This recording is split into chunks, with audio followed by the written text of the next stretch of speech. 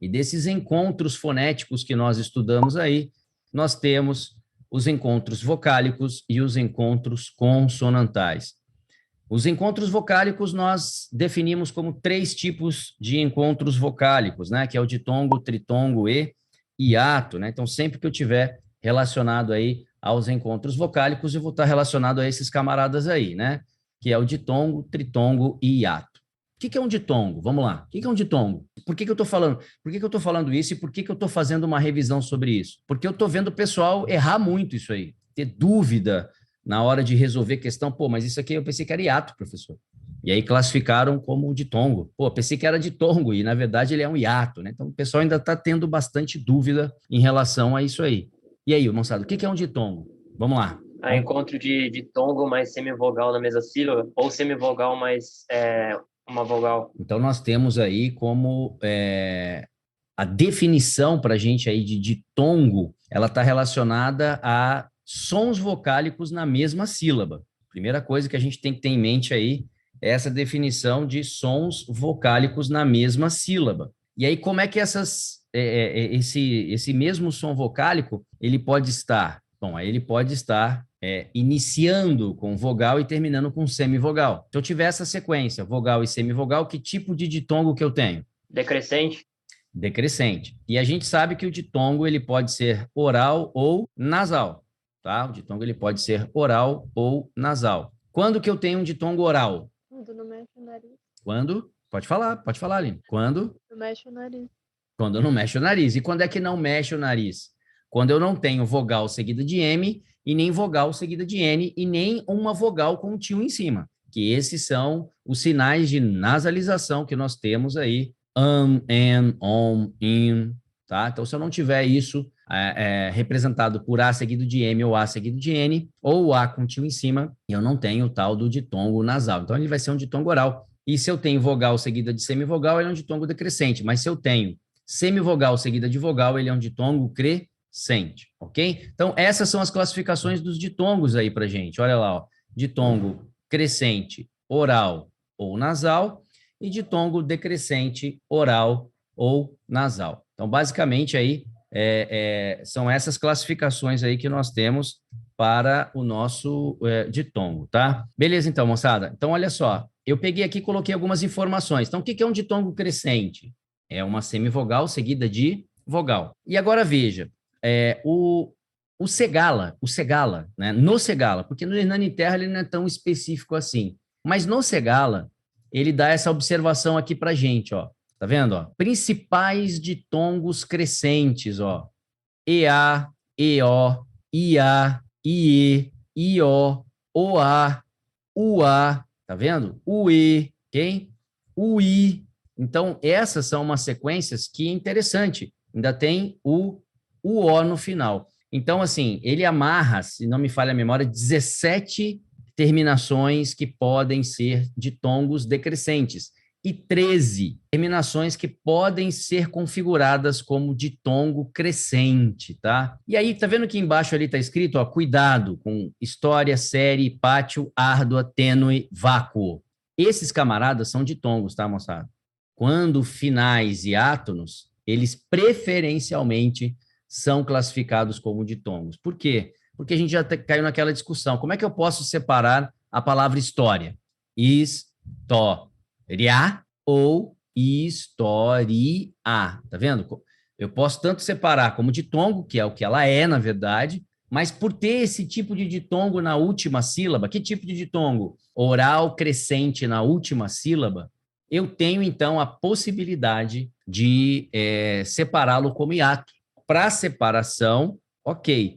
Mas observe que a própria gramática fala para você, são considerados preferencialmente ditongos crescentes. Então, isso aí vai recorrer para a gente lá na acentuação gráfica. Lembra da acentuação gráfica? Se eu te perguntar por que a palavra história é acentuada, por que a palavra série é acentuada, por que a palavra pátio, árdua, tênue, por que a palavra vácuo é acentuado, vocês vão me responder o quê? Paroxítona terminada em ditongo. Paroxítona terminada em ditongo. E não chamá-la de proparoxítona. Percebeu? Então, por isso que a própria gramática fala que é preferencial, né? classificar esses camaradas aí como ditongos crescentes, tá ok? Então, só para a gente reforçar essa ideia, porque isso aí tem gerado muita dúvida na hora de resolver questões. E o ditongo decrescente, ele vai passar a ser para a gente aí vogal mais semivogal. Então, é aquela ideia de você sair de um som forte em direção aí a um som fraco, beleza, moçada? E aí, então, você vai ter o ditongo decrescente. E aí, o que é um tritongo para a gente aí? Vamos lá, o que é o tritongo? É encontro de na mesma sílaba, né? Uma semivogal, vogal e semivogal. Semivogal, vogal e semivogal. Belezinha. Então, nós temos aí, ó, tritongo, que pode ser classificado em oral e nasal, porque, como vocês bem disseram, né? Eu não posso mudar essa organização entre semivogal, vogal e semivogal. Então, eu vou sempre chamar esses camaradas aí de ditongos o quê? Orais ou nasais, porque não tem pertinência chamar de crescente ou decrescente, ok? Então, tá lá, semivogal, vogal mais semivogal. E o que é o hiato? É encontro de duas vogais em sílabas separadas. Encontro de duas vogais, né, moçada? Então, a ideia que eu tenho aí agora é que eu tenho vogais mesmo, né? E aí, se eu tenho vogais, cada vogal tem que ficar em sílaba, né? Porque constituição de sílaba para gente tem como base vogal. Então, se eu tenho duas vogais, tem que estar com vogal em sílaba separada. Então, essa é a ideia que nós vimos aí, então, dos encontros vocálicos. E os encontros consonantais? O que vocês têm para me dizer dos encontros consonantais? Como eles são classificados? Vou fazer uma pergunta bem básica. Encontro consonantal é a mesma coisa que dígrafo consonantal? Não, é diferente. Tem o perfeito e o não perfeito, que é o separável e não separável. Tá, então vamos por etapas aqui, né? O que você deu aí foi a classificação, tá? O que você deu aí foi a classificação dos encontros consonantais. Aí minha pergunta foi: encontro consonantal é a mesma coisa que dígrafo consonantal? Você disse que não. Por quê? Não porque é separável e inseparável, porque os dois são, né? Eu tenho dígrafos consonantais separáveis e tenho dígrafos consonantais inseparáveis. Eu tenho encontro consonantal separável e tenho encontro consonantal inseparável. Então, nisso daí até que eles são iguais. Mas o que distingue encontro consonantal de dígrafo consonantal? Encontro consonantal, você pronuncia os sons de duas consonantais, consoantes, e o dígrafo você pronuncia duas letras, sai um som só. Isso, essa é a base da diferenciação quando eu falo entre encontro consonantal e dígrafo consonantal. Lembra que eu falei? O grande problema é que eles têm o mesmo sobrenome, né? Essa ideia de falar de consonantal acaba gerando para a gente uma certa confusão, tá ok? Então, assim, enquanto consonantal, você vai ver dois e dali vão sair dois sons, realmente. Mas enquanto que o dígrafo, você tem aquela definição de que eu estou vendo dois, mas dali apenas sairá um som, tá ok? E aí, então, os dígrafos, como bem a Aline disse, são classificados aí em perfeitos ou inseparáveis e imperfeitos ou separáveis. Eu tenho mais ou menos a ideia de como saber quem é separável e quem não é? O que vocês me dizem? Por exemplo, eu vou bater o olho lá na questão e vou falar, pô, esse aí é um encontro consonantal perfeito. Por que ele é perfeito? Ah, porque ele é inseparável. Mas por quê? Tem alguma base, tem alguma classificação para isso? Peraí, deixa eu só perguntar uma coisa. Participando da aula aí, tá só o Leonardo, só o João Pedro, só a Aline, o resto todo tá dormindo, o resto todo, pô, foi tomar. Ainda não são 4 horas da tarde para tomar café da tarde, hein, moçada? Vamos participar aí com o Titio Careca aí. Bota a câmera aí, vai. Pô, gosto tanto de vocês, queria tanto ver vocês.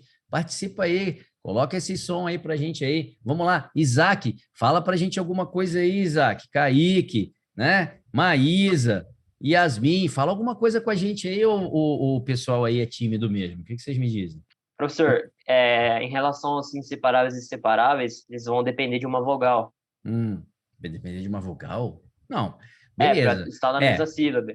Não, é que essa aí, a sua definição, é a definição de sílaba, né? Ou seja, a minha sílaba tem que ter uma vogal, ela não pode ser formada somente por consoante, beleza? Mas a pergunta não foi essa, né? A pergunta foi, como é que eu sei que aquele encontro consonantal é perfeito?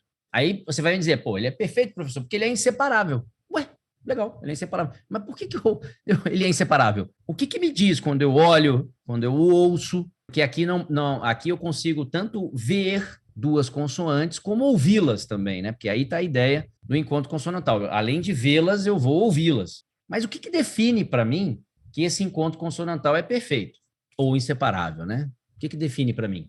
Nós falamos isso. Lembre-se, moçada, qualquer consoante seguida de R ou L, tá? Qualquer consoante seguida de R ou L geralmente vai te dar encontro consonantal perfeito.